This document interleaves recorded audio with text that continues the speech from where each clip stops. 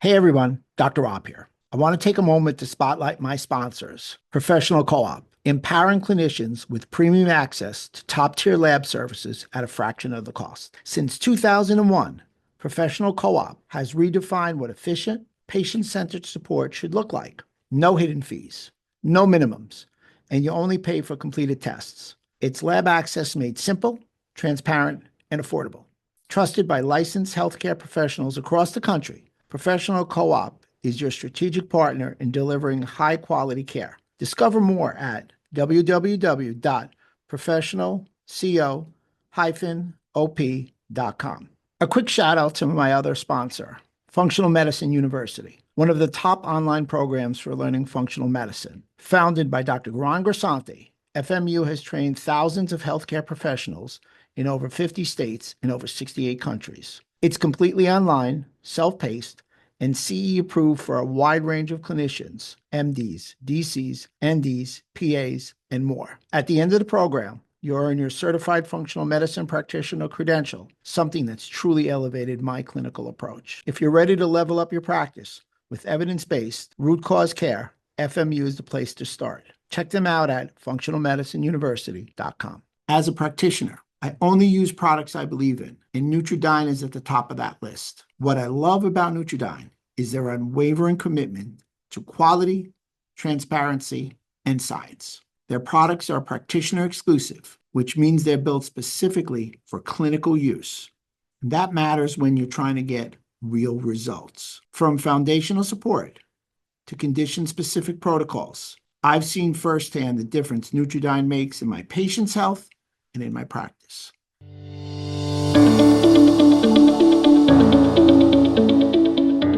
Hey everybody, Dr. Rob Silverman here. I have Hall of Fame weightlifter, gentleman who was a Fulbright scholar, Mr. Daniel John. Dan, how are things going today? Hey, really good. Already got, I think, 6,500 steps in, my daily goal of 10K. And I don't lift on Tuesdays. I Okay. try to add a little extra walk on those days. Feeling good, watering the plants. I cannot get over how gorgeous the day is. Today's a day you bring in out of towners and you say, yeah, every day is like this. This is just gorgeous. And then you sell your house and get out of there. Yeah, yeah, it's absolutely gorgeous today. It's a lovely day. Outstanding. What a great way to start off. I want to give a little bit of your background. You have a very impressive resume. Mr. Daniel John has been lifting weights since 1965. I know there's a story in there. And has won national championships in the discus throw, Olympic lifting, Highland Games, and weight pentathlon. Mhm. You were recently awarded a Lifetime Achievement Award from Great Britain for your contributions in the field of strength and conditioning. As I said before, you're a Fulbright scholar, and you have vast experience in scholarship, academics, and athletics. You're a grandfather to five, and you continue to write, coach, train, and lecture to practically every fitness and performance level. Yeah. Wow. So share me. I mean, 1965, you gave away how old you were. So you were Sure. starting when you were about 8 years old, 7 years old. Who Yeah. does that? Me. So my brother Ray had just come back from Vietnam, and my aunt died, and she left. I don't remember who she left it to, but there was money, not very much, like $500. And so my brothers went over to Sears Roebuck, and bought a 110-pound barbell set. And I still have the booklet back here. Wow. And I just fell in love with it. I just fell in love with progressive resistance exercise. I love the booklet. I wanted to do the exercises, and um, my brothers lifted off and on. We used, I mean, that weight set, uh, so years later, I bought an incline bench press and I donated that to my cousin who played professional rugby. He gave it to our other cousin who played in the NFL. So these weights stayed in these weights and the benches and stuff stayed in the family for decades. It's just kind of fun to think about. So I started lifting, and I can remember, like, in the eighth grade, hoping to get home from something so I could get my night workout in. And I was only in the eighth grade. I just remember it being really important. And then in the ninth grade, I started getting a little bit smarter about training. I made my own bench before I purchased one, and it Mm. was five cinder blocks with a 2x4 on it. And I would clean the weight, squat to the bench, lay back, bench press, do a curl up, drop the weight, And I was disappointed because my bench press wouldn't go up. But my thought, I look back now, well, it's because you had to, you had to do this massive whole body exercise before you even got your first rep in. I have journals just on the other side of that, that go all the way back to 1971, my weightlifting journals. Wow. I can tell you what I was doing in April 1971 in the weight room, and 81, 91, 2001, 2000. I can tell you 60 years of weightlifting, basically. Yeah. Wow. You're shaking up some memories. When I was 15, I needed to get a little stronger to play high school basketball. So I bought a Marcy bench set. Yeah. Yeah. I Amazing, remember right? that company. Yeah. So 15, I think it was 1980 for me. Amazing. And Yeah. you've used exercise as a backbone to expand your career, both, personally, professionally, clearly academically. So let's dig in. You have an email that says, make a difference, live, love, laugh, balance work, rest, play, and pray, sleep soundly, drink water, eat veggies and protein, wear your seatbelt, don't smoke, floss your teeth, all great stuff. But it also says pull weights overhead. Why don't you take the baton and say which weights, front, behind the head, all that? Put weights overhead. So that goes, so I have a three-part. When people ask me to simplify weightlifting, I say three things: put weights overhead, pick them up off the ground, and then carry them for time or distance.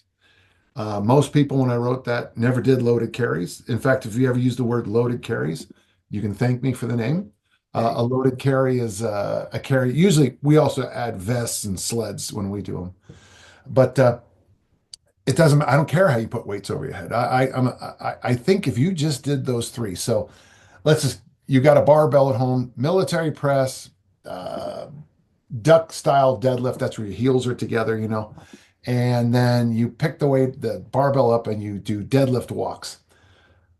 I think you cover the basics there. I think you'll feel better, look better. Your posture definitely be better. All you have is kettlebells. Well, then overhead press, swing, and suitcase carries. If whatever you have, if you're doing those three things, I think you hit the most important aspects of weight training. Okay. Now, if you want to be cute, you Olympic lift, you snatch the weight overhead, you clean and jerk it overhead, you clean and press it overhead. If you want it, the nice thing is, but if you're not doing those three, let's not talk about all the rest: push, pull, hinge, squat, loaded, carry. Let's not. I get questions about rotation and anti-rotation and all these different things and all this cross stuff, and it's like, well, do you do suitcase carries, or do you do farmer walks? No. Well, before you get to rotational work, why don't you get to suitcase carries, which will develop the same muscles as rotational work without the worry of blowing a disc out, which I actually worry about. I'm a funny guy because I've seen way too many people hurt Right. themselves doing kind of dumb things, or not necessarily in the gym dumb, but when they get into real life. One of my favorite, my old teammate is a chiropractor, and he says he can't wait for when it snows in Utah because his business explodes after the That's first two classic. weeks. So rotation work is great, but it still doesn't prepare you for a snowstorm and shoveling. So pull overhead or push overhead, either one. Put weights overhead Pick something off the ground and and then carry carry it. something. Yeah. So push military press, push press, one arm press, kettlebell, dumbbell, barbell, band. You don't Yeah. care. In fact, I think resistance bands, especially those cool ones with the handles, is a really underrated way for people to get into weightlifting. And it also teaches you almost a perfect kettlebell press, because when the band is pulling you down here, you notice my shoulders in a nice healthy spot. As I start to push, I got a little option to find that groove and then lock up. And it gets harder here, which is, I like resist. The reason I like chains and bands, this might be too much for your audience, but the reason I like using chains and bands is because it does teach that acceleration that you need in Hmm. life. Very even when you're pushing a car, you get your car stalled. Let's go back to the 1970s. You're driving a 1970s American car, which by definition has to stall. So your friends get out and they push. As you get up to speed, it gets I wouldn't say lighter and lighter, but it gets as you go, as you accelerate, if you want to be in the weight room, you'd like it to be harder, the opposite of what you want your car to do. What about a rowing machine? What do you, That's a good cardio device. I'd much rather, if you're going to row, I'd much rather you go to a lake or a river and row. Personally, I think it. I mean, I've got nothing against treadmills and indoor cycles and all that, but I, my hat goes off to people who can train with that stuff. I don't know how you can. Personally, I don't know how you can put up with the monotony of it. That's why I like. If you're going to be one of my athletes, walking becomes one of your cornerstones. By the way, this cutting edge information comes from 1936. The University of Southern California head track coach who said that you should walk at least 2 miles a day as part of your training. And that this is brand new stuff from 1936. But I have discovered if you're lifting, walking is your best friend. there's nothing new under the sun? Is that what you're implying in reference to some of the data out there now? There's Kettlebells, never 1930s. Oh, even before that, this is my foundational book that I always reference. It's Heidegger's Physiology of Strength. The American edition came out in 1961. There's not a thing in that book.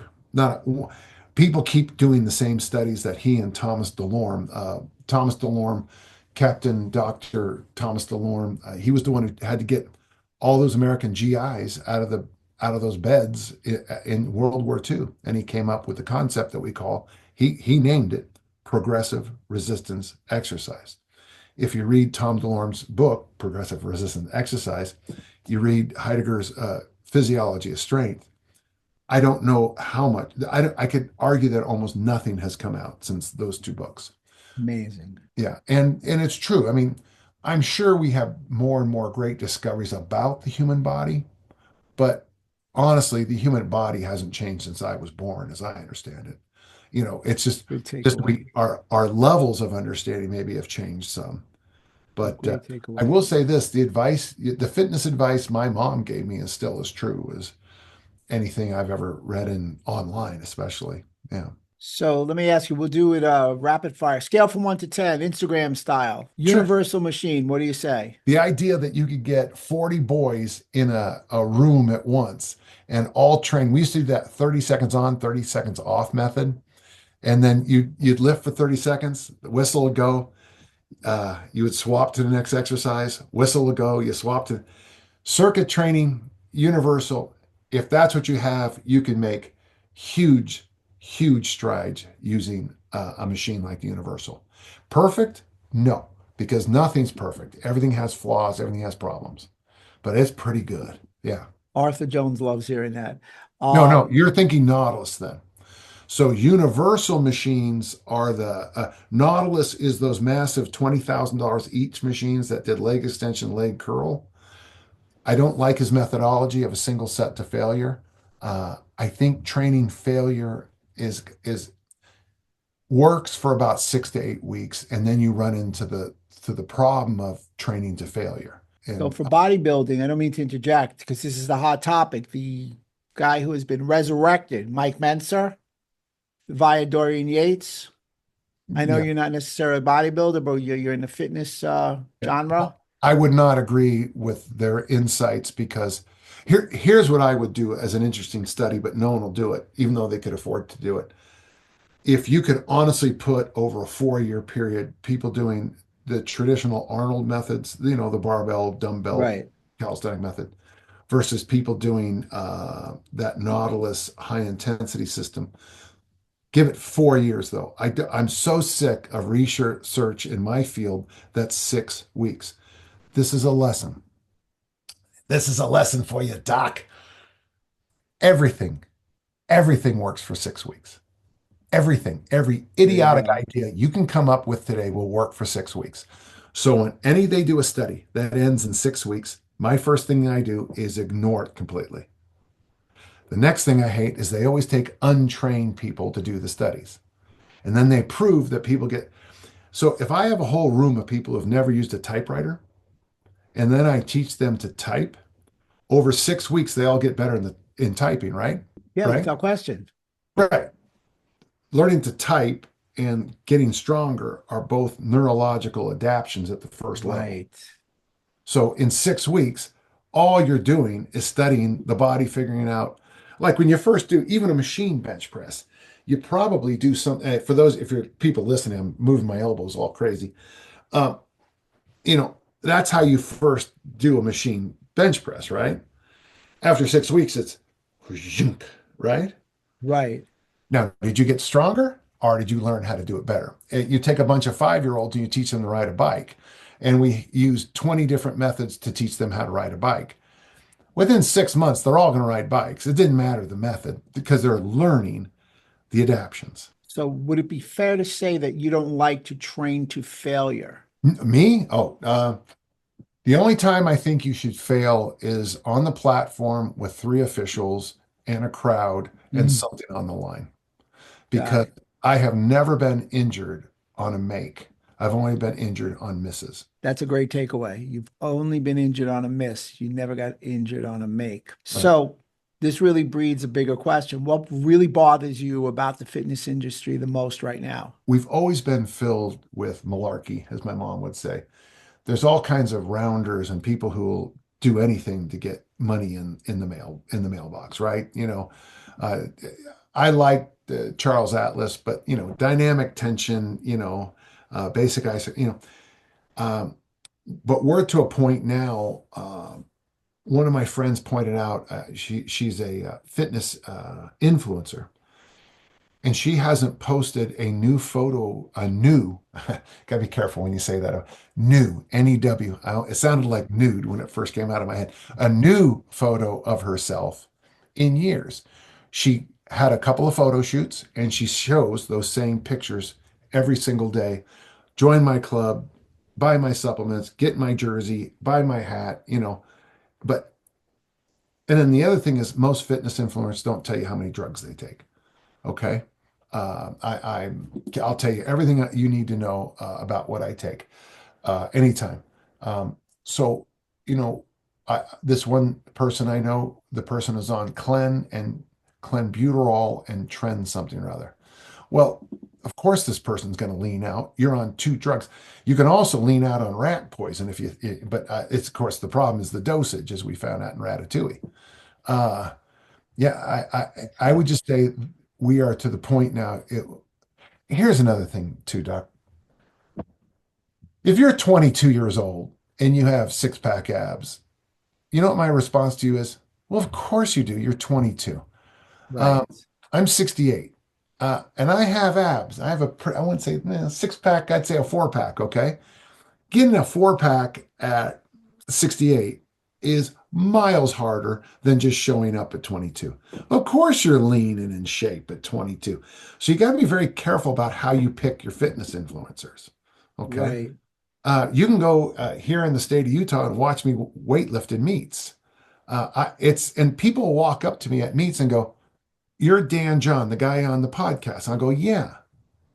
And then they kind of have this moment of like, wait a sec, you're the same, because people are to the point now that podcasters and influencers are like in some special magical world Mm, that, and it doesn't really exist, you know. agreed. So that would be the thing that gets me the angriest. Second is very few people online have any understanding of the tradition of weightlifting.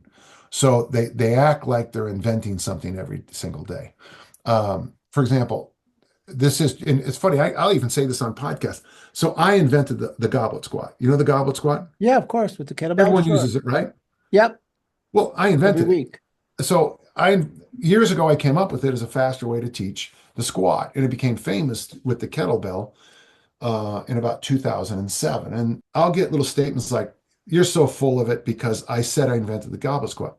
They don't even know that we were lifting weights 20 years ago. Hell, I think they didn't know we were lifting weights 10 years ago.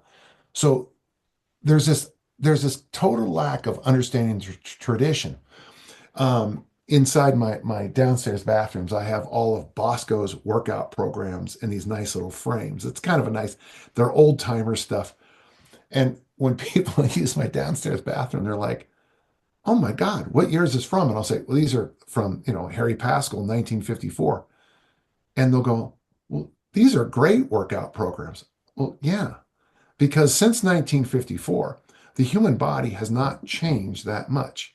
They were doing, Pascal was doing clean and press, bench press, row, squat, deadlift, curl workouts in 1954, which are that what I just said right there is better than 99% of the stuff you'll find online. Easy. And do that 3 days a week. Go for a walk after.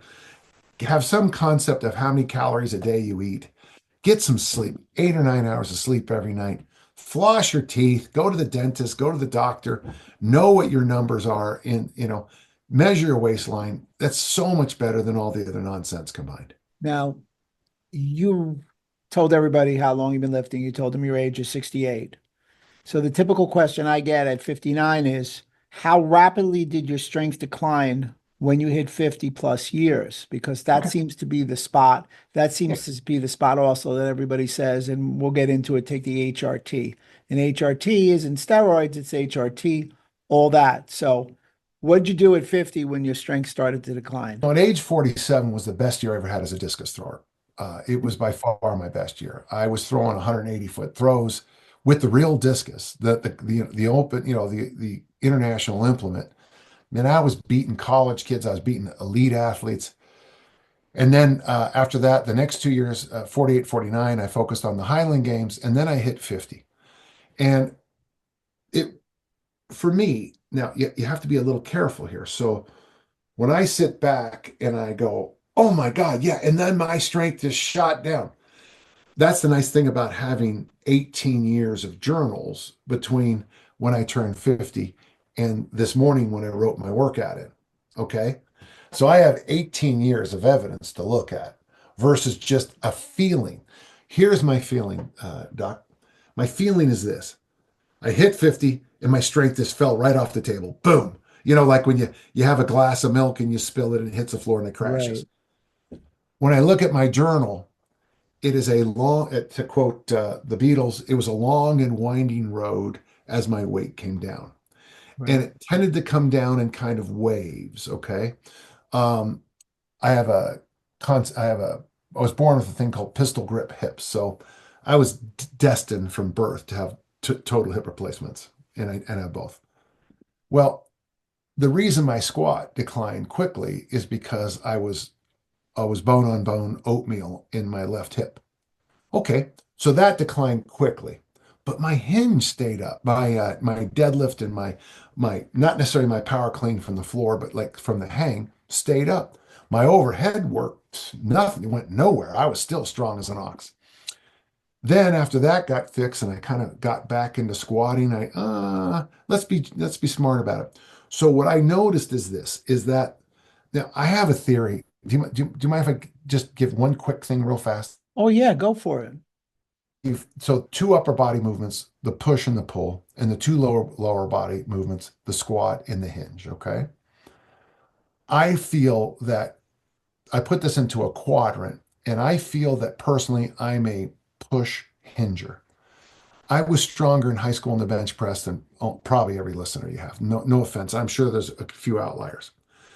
Um, I never had to train the deadlift, and I was always the strongest deadlifter because I was put on this earth to push and hinge. When it comes to doing pull-ups, I'm pathetic. And my squat is terrible. So I explained this to Pavel Sassolin, and he Mm, goes, that's interesting. He goes, I'm a pull hinger. And when you look at his tactical strength challenge, it's a right, pull-up, a snatch, a kettlebell snatch, and a deadlift. Three exercises that a pull hinger would pick if he had a choice. right. Me, I'm like, where's the presses? Then there's a whole group of people who natural like rock climbers. They're more pull squatters because you don't hinge up you squat up a mountain. Okay, you when you're rock climbing, and then there are those people that basically now Olympic lifters. They're the push squatters. Okay. And what I've noticed in my life, so I'm putting an asterisk on this 50-year-old thing, okay? For me, my strength, the push and the hinge stuck around a long time and I'm still good at them. The things that I'm not good, the pull and the squat, dropped off a lot quicker. So in my training now, I maintain the squat. I do goblet squats 3 days a week. I do only 2 days a week. I do pull exercises. I do chin ups. I do rows, and I do some of those, those shoulder thingies, to make you, you know, face pulls and stuff to keep my shoulders happy. But so I know that I've got to maintain my squat. So I squat movements three, actually, it's more 7 days a week, really. I do the movement of squatting every day somehow. Tim Anderson's rocking is something I Right. do every single day, which is the movement of squatting. I goblet squat 3 days a week. I do some extra stretches 3 days a week for the squat. So I want to nuance this off a little bit, if you don't mind. When you hit 50, your strengths seem to stay a while.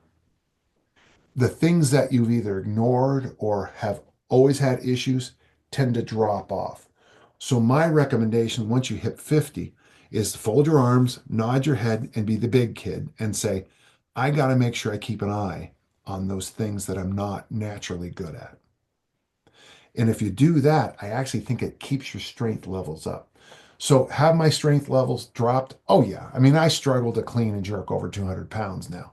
I need a weightlifting meet to have the courage to get on the platform to clean and jerk 200. I mean, I can't believe it. I still snatch in the mid hundreds. I think if I really trained, I could get back over 200. But at the same time, the risk to reward on that doesn't pay off. Like I said before, I've never been hurt on a make. I worry about the miss. A phrase I use a lot is this. I know I have one more injury, but I don't think I have one more recovery. Just trying to avoid that injury. So you have to be a little smart and I'm not saying 68. I mean, please. I mean, I still, if a bar fight breaks out, I still think you want me on your side. But at the same time, I don't want to get hurt, doing something that doesn't have a real big reward tagged into it. So I said a lot of things there. Your strength does decline. We know it. The research is crystal clear.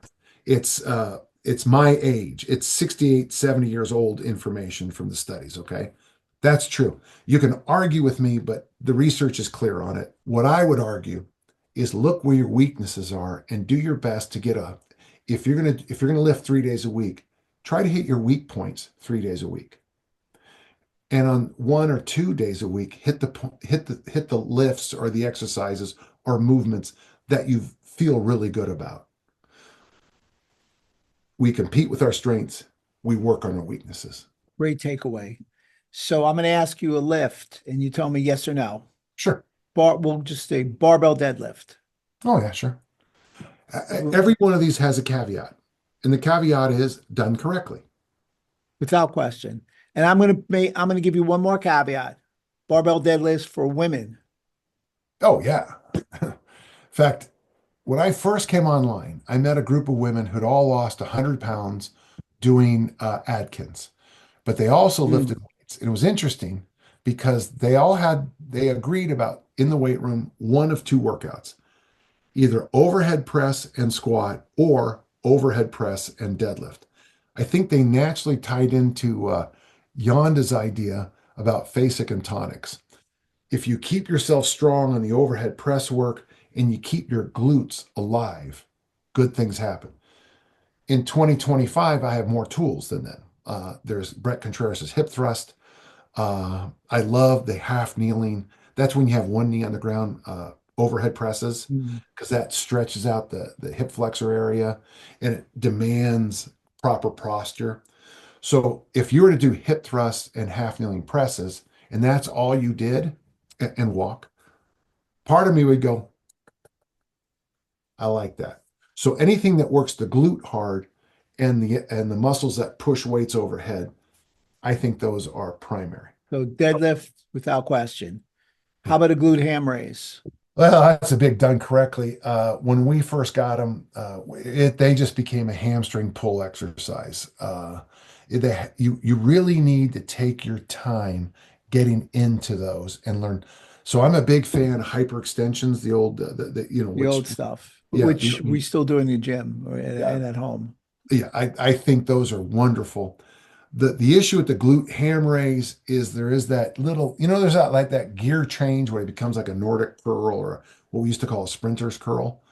That's my issue with it too. If you don't build yourself up to it, you could once you hurt a hamstring, it it causes, I mean, it causes digestive and elimination issues. It's hard to walk, it's hard to sleep. So anytime we talk about anything that might bite a hamstring, I'm always like, and lower backs. You can work around practically any injury except lower backs and hamstrings. They're awful. Yeah. I am opening up a home gym for myself, hypothetically. Yeah. 59 years old. I need to hold on to muscle mass. I'm not like you. It's not like I look at a weight and I get stronger, I put muscle on. I'm a slow grower. Okay. What would you recommend? Kettlebells, TRX, bands, chains, dumbbells, barbells.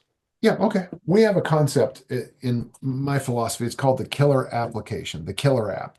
Mhm. So if you're going to get a kettlebell, the killer apps, the reason you get a kettlebell is for goblet squats, swings, Turkish get-ups. You get a barbell for the classic power lifts and Olympic lifts.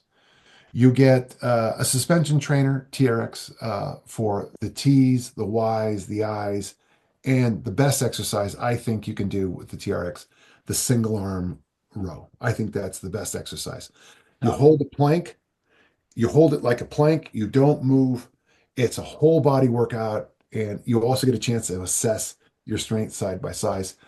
Ab wheel, of course, the ab wheel. And then if you have a bar to hang on, I think hanging is great, and you can do pull-ups and chin-ups. Now, if all you did was bought a 16-kilo kettlebell and you shoved it in your corner and that's your home gym and you took it seriously, you could have great workouts. Um, my home gym is pretty expansive. Men's Health called it America's top gym, which was kind of fun. hmm. Uh, but so I have an Olympic lifting platform. I have power racks. I've got 2 hip thrust machines, 36 kettlebells, 3 Olympic bars, I mean, I've got a lot of stuff in there. But what I would recommend, so this is important. I like to do this first. I like to give you the big view of everything, and now Mhm. come right into it. For most of the people I work with, including most of the men I work with, if they just went to Sears and bought the 110-pound barbell set and did what it said, what Ted Williams told them what to do back in 1962, they'd be okay. 110 pounds, 50 kilos is probably enough for most people I interact with most of the time. The 20-kilo kettlebell for most men, the 10-kilo kettlebell for most women. That's what you need. Once you outgrow those lifts, well, don't throw it away because you're still going to be able to use those. But for me, family of exercises with that 110-pound barbell, you're going to do progressive resistance training. Uh, don't go online too much, and don't look at too many 21-year-old Olympic athletes because it's just going to ruin your day. There's an old joke in weightlifting. Somewhere in China, there's a 14-year-old girl uh, warming up with your max. That's a standard joke we make in the weight rooms. The most important thing is to have the equipment, and number two, you got to use it. If you're Right. using your equipment 3 days a week for a year and you feel like you've outgrown it, you have my blessing. You have my blessing to get more. If you buy $100,000 worth of a home gym and you never touch it, that's just you've just wait. Well, you made somebody at the store happy, but it's just a waste. A lot of people do that. Let me grab you now. I got to get you on this. You talked about walking. I concur with you. Mhm. Zone two is the zone that most people will achieve when they walk. So, Dan, it's cold out in New York in the winter. It snows, it rains, it's too dark at night, too late. What do I do if I can't walk outside to hit zone two for my exercise requirement? Okay, first off, I wish we'd just get rid of this phrase zone two. Every couple of years, a new word shows up. I remember not long ago it was core. By I the think, way, zone two is Peter Tia's term. He uses that a lot. yeah. Oh, I know he uses a lot of terms a lot and doesn't ever reference where the terms came from. So there's a lot of options. First off, and it is harder if you live in a place like New York, but if you live in a high rise, you have a stairwell. And I tell you, climbing up and down the stairwell will give you probably one of the greatest workouts of your life. I remember when I was at Utah State and the elevator broke in the high rise, and all my friends who lived on the seventh floor said after about a week they were in the best shape of their life. So you can go walk around a mall. One thing I think that's really underrated, it's something we do in my gym. Now, remember, we have snow here where I live too. We hosted the 2002 Olympics, and we're going to host the 34s. So we get a lot of snow here where I live. One of the things I think people forget is marching in place. And I'm a one of the Big things we do at takeaway. this gym, in fact, it actually from this we developed a whole series of exercises called vertical bird dogs. It's standing bird dogs. So if you take a 24 kilo bell, you take a 50-pound dumbbell and you put it in your left hand and you march in place. Every single time you step, your body is doing a suitcase carry. And I don't know of a better exercise for the core or what we used to call the column than that. Marching in place with a single dumbbell is eye opening. And if you want to make it harder, slow down. And if you want to make it even harder, stop. Stop with one knee high, stop with the other knee high, stop with one knee high. It works your balance, it works your abdominal wall. It really helps your shoulder because this retraction and holding is great for all those little teeny guys up in your shoulder who just get beat to death all the time by American sports. The collisions and the throwing are just hell on the shoulders, but it reboots them. And so that's what I always recommend, marching in place. And if you know you're Tim Anderson, if you're marching in place and you're doing your cross crawls, so as my right hand hits my left knee, my left hand hits my right knee, boom, boom, boom, boom.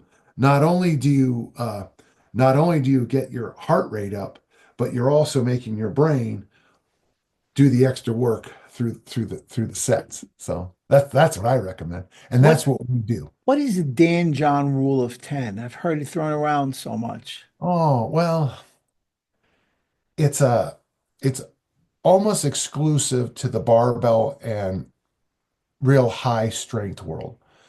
Basically, you probably have about 10 good reps in you in a workout.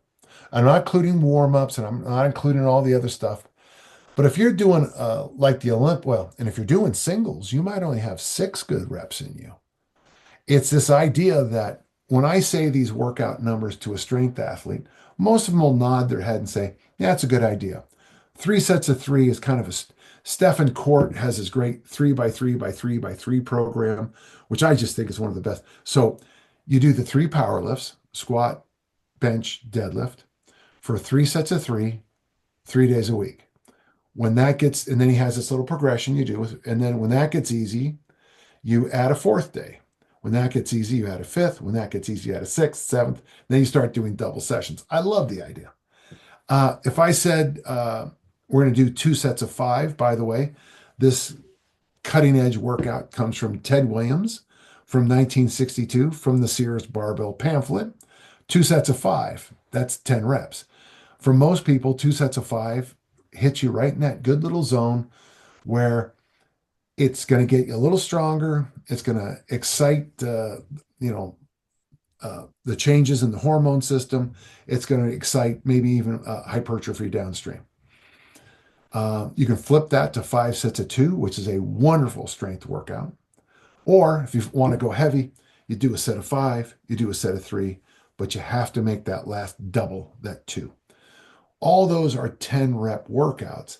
And when you're working with big weights, big engine people, that's about enough. And I got to tell you, if I was going to say one thing in life that saved me the most heartache is understanding what enough is. What is strong enough? What's enough money? What's enough cake? What's enough whiskey? What's enough sleep? What's enough calories? What's enough protein? And when you answer the enough questions, very often you go, why am I in the weight room for 3 hours a day when 30 minutes of just this stuff would get me so much farther? Mm. My training, I mixed my barbell exercises and then my rest periods are Tim Anderson's original strength. So when I'm in the weight room for 30 minutes working out, I'm doing about what, 20, 21 minutes of original strength plus these bang, bang, bang movements. And then I go for a half hour walk. I have discovered that's enough for me. I'm, Wow. I'm, I'm still fairly strong. I'm fairly lean considering, do I look okay? You look good, man. Are my I'll shoulders tell. fitting? Are there's, I'll tell you what I told my wife this morning. I said, he's 68 years old. This guy looks great, because I tease everybody. The reason my podcast is growing is I'm Brad Pitt's twin brother with dark hair, and everybody laughs like you are now. But I mean, yeah, you look great. I don't see the age, which yeah, speaks to the takeaway for those people who can see or are listening. It's a clean lifestyle, drug free, basically alcohol free, whole foods, exercise, yeah, stress free, challenge yourself intellectually. So it's funny that we're talking on lifestyle. Give me the of five course. best foods for health for a lifetime you recommend. Five best foods. Well, I often will share there. I have this super food list that I'll share, but the interesting thing, I'm going to come into the back door on this. Every time I love collecting lists of superfoods. I have one from Better Housekeeping, Best Housekeeping. Hmm. I got one from the AARP. I've got one from Muscle Media Magazine from the year 2000. I love superfood lists. But at the end, I love this next part where I pull the ones that are in every single list. And here are the four that make every single list, okay? Water, okay. That's cheating, okay? That we cheated there, okay? I could also say air, but that's cheat. Okay. But water is always on the list. Olives always make the list. An olive has 4 or 5 calories. Trust me, folks, go out of your way to get fat on olives. I want you to eat 3,000 only calories a day. Just, yeah, good. Call me about 2 days from now and tell me what mistake you made. Um, the next one is coffee. Coffee makes every superfood list. Oh, well, I'm drinking my smoothie. Well, I was drinking a smoothie, but yeah, usually it's coffee for me. And then That the other one makes is sense. salmon. So just by compiling the superfood list, and I'm going to keep water on there because I work way too often with people who they don't get enough sleep, they don't drink enough water, and then they're wondering why they're not successful. If you're trying to live on 4 hours of sleep, first off, what the hell are you doing? And call me up because I want to have that lifestyle if it's that exciting. So get your sleep, drink your water. The problem with this, doc, is that how much money can you make on telling people to get more sleep and drink water? Would you tell me how much money that gets me? Uh, Probably not a lot, only a console, which gets into my next Oh, question. wait. Let's get through the list. Let's get through the list. Okay. So water, coffee, olives, salmon. Now from there, it depends on what direction you want to go. But let's do it this way. I think I try to eat veggies at every meal, but I will say this: if you can, the next thing I am now putting on the list, whether I'm going to go to two directions. Okay. I'm going to go health over here. Fermented foods. I would include the kimchis and the sauerkrauts in there. Of course, beer is fermented, wine is fermented, tea is fermented, coffee is fermented, miso is I mean, the number of fermented foods that you probably eat in a week are quite high. Okay. But I like the idea of sauerkraut or kimchi or something like that. Uh, I do believe, okay, I know that calories in, calories out is the first level of body composition, fat loss, if you will. Okay. I know that. But I still believe that the gut biome is the next, is kind of the unexplored area. And then the third thing, I actually do believe in the insulin hypothesis, but I think if you can help those first two, that third one controls itself a little. I do think eating too much sugar does cause long-term issues, but you won't see it in 6 weeks. And that's when most studies end. Does that make sense to you? Absolutely. And then on this side for performance, I would go steak, turkey. We already have salmon on the list. And then on this side, on the health side, we said fermented fruit and then fruit. I think fruit. Now, listen, I'm a veggie guy. Veggies, I mean, I eat massive amounts of veggies, but I think fruit is really underappreciated. And I got to tell you why. It's because we screwed up how we explained sugar 30, 40, 50 years ago. An apple, apples have sugar, they're sweet. Mhm. Again, try to get fat eating 3,000 calories a day of apples. Just let me know how the next day goes for you. You'll get your exercise as you sprint to the toilet over and over again. Uh, Fermented food, apples, and then over here, the steak, the poultry, and the eggs for performance. And when you put that together, those are my perfect foods. Supplements. Okay, I never believed in creatine until my doctor put it on for my concussion issues. Yes. And Creatine aids in concussion for post-concussion, for short and long-term amnesia, has a great cognitive effect, even more effective for women. oh, And I wrote my thesis on creatine. I'm happy to hear yeah, that you sound like you're a converter because when I go first ahead. took it, when it came out in the 80s, I took it and all it did was bloat me up. I didn't, but that back then I don't, who knows. But I take my creatine with something I recommend for everybody every day, sugar-free, orange flavored Metamucil. And I think so. I'm a big believer in digestion and elimination, but I think that combination, I think now you can probably have other, I'm sure there's other fibers that are just as good. I'll tell you why I do the Metamucil is it tastes good with the creatine. And that maybe is not the most scientific thing you've heard all day, but that little, and I put it in a shaker and I knock it down first thing in the morning. So I think those are two supplements and I like them together. So I start my day off, if you will, with a brain health and a digestive elimination health to start my day. Other supplements, I take in fact I'm not selling this. This is I'll just show you. It's right here on my desk. This is a supplement I take. It's called Hibernate. Um, I don't. I think it Hibernate Labs. I have nothing. I get nothing from them, but it's got it's got the zinc and the magne. It's. I'll take it right before I go to bed. It's got the zinc, which is great. Interesting thing about zinc, folks. So I have to go to a skin doctor because, I'm fair skinned and I was a track and field and Highland game athlete. So, I mean, I've had massive sunburn, so I have to deal with some skin issues.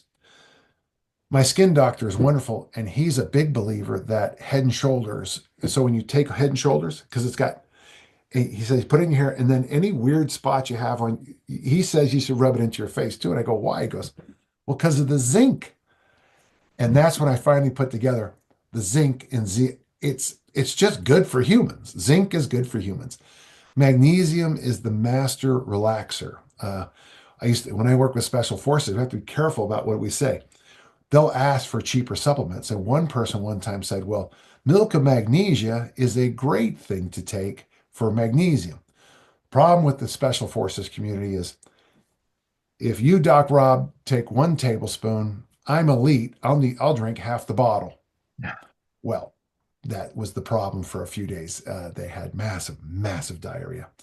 But magnesium does relax you. I don't know if this is still true, but they used to, on heart attack patients, put magnesium into them to help kind of calm the shudders down. I don't know if that's still true. I read that in a book. I don't know if it's true. Oh, and there's also just a tiny bit of melatonin in this too. And vitamin D3. Um, okay, I'm going to tell you something I think is hilarious about vitamin D. Okay, do you know when vitamin D was first pushed as a big time supplement? In this book here, The Physiology of Strength from 1961. The Wow. research was done in the early 1950s. There is nothing new. When people say we're not getting enough vitamin D, my first thought is, yeah, that research is older than my brother, and he's 80. So Right. it's so the creatine and the Metamucil kick off my day. The zinc, magnesium, D3, and that tiny bit of melatonin finish my day. Outstanding. So I'm going to recap what you told me. All right. So it's going to take me about 45 seconds. Sure. You said a person has about 10 good reps in them per workout. You want to pull weights overhead. You want to pick weights off the ground. You want to carry weights. Sleep is a critical hack. Yeah, heck, Nutrition, eat whole, real foods. basically. Consistency was critical for you. Be very wary of some of the brand new aesthetic fitness influencers. Yeah, I think so. Yeah. If a study's for 6 weeks in weightlifting or performance, throw it out because everybody's going to improve in 6 weeks, certainly if they're starting from ground zero. Yeah. The supplements that you like are creatine, zinc, magnesium, vitamin D3, melatonin.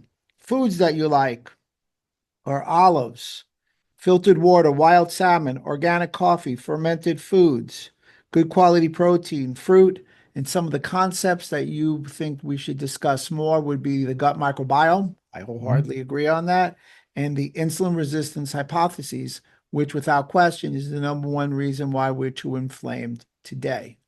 So would that be a summation of what we got from you? Yeah. Yeah. Well, I got a question for you. I got a buddy of mine. He's in Switzerland, watches all my and listens to all my podcasts. And he says, Rob, I need one thing at the end of the podcast to do on Monday to make my life better. What are you telling him, Mr. Dan John? Oh, one thing. Yeah. Put your clothes next to your bed.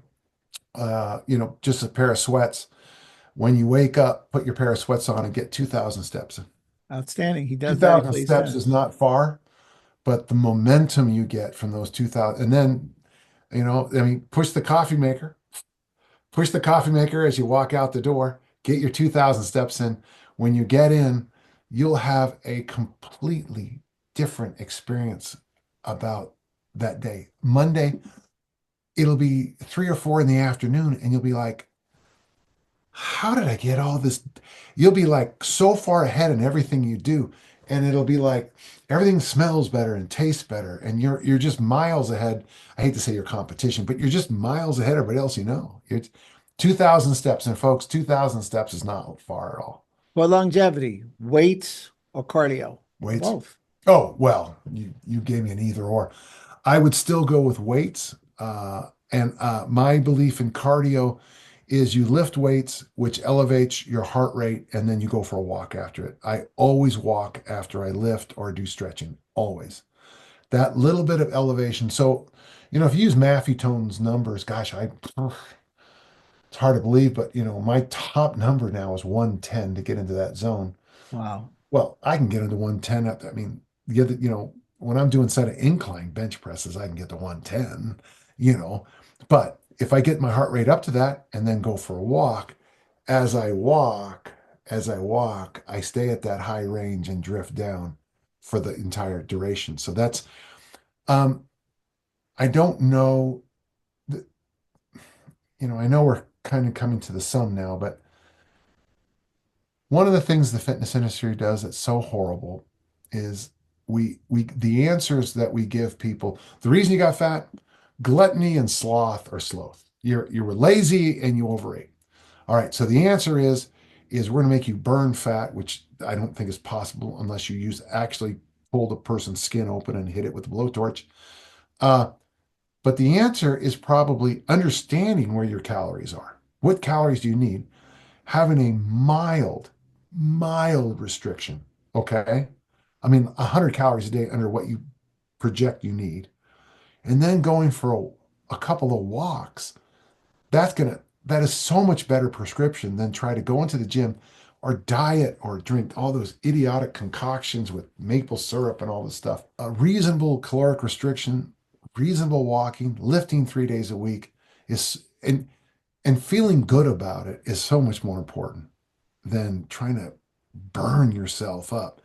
I mean, there's enough stress in your life. Don't add more stress because that's more stress is not going to be the answer to your body composition issues. Which goes to what you said, don't train to failure unless it's on a competition platform.